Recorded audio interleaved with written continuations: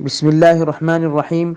إلى أحباب الشورى والدعاة العاملين في الكويت، زادنا الله وإياكم جدا وسعيا في سبيله، ووفقنا الله وإياكم لما يحبه ويرضاه، وأرشدنا الله وإياكم إلى خير الأمور وعوازمها.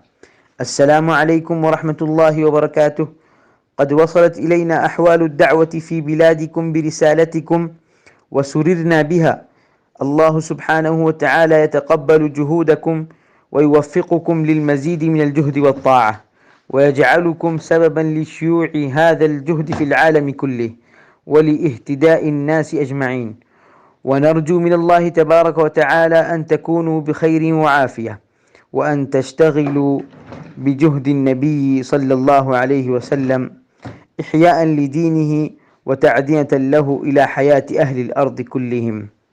أحبتي الأفاضل، إن أهم ما يبتني عليه الجهود النبوية ويقوم عليه أساس الدين كله هو النفر والخروج في سبيله تعالى، وتعمير المساجد بالأعمال النبوية على صاحبها الصلاة والسلام، لأن الإسلام دين عملي ينتقل من حياة إلى حياة، وهو لا يمكن إلا بقضاء الأوقات الطويلة في بيئة طيبة وصحبة صالحة.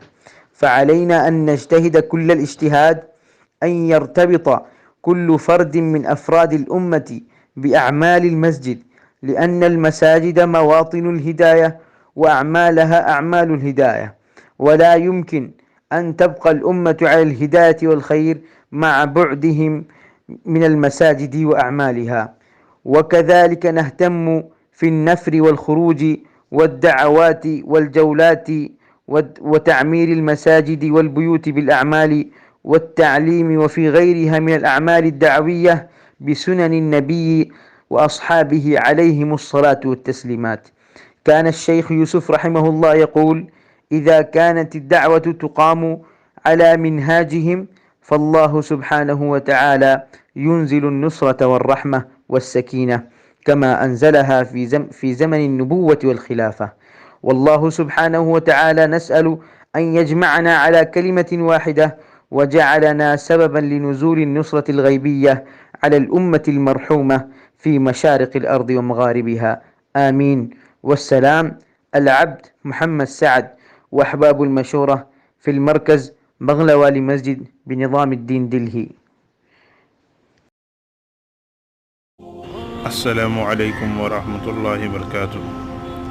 शुबहात का इजाला पेज को सब्सक्राइब करें और बेल आइकन दबाएं सबसे पहले वीडियो देखने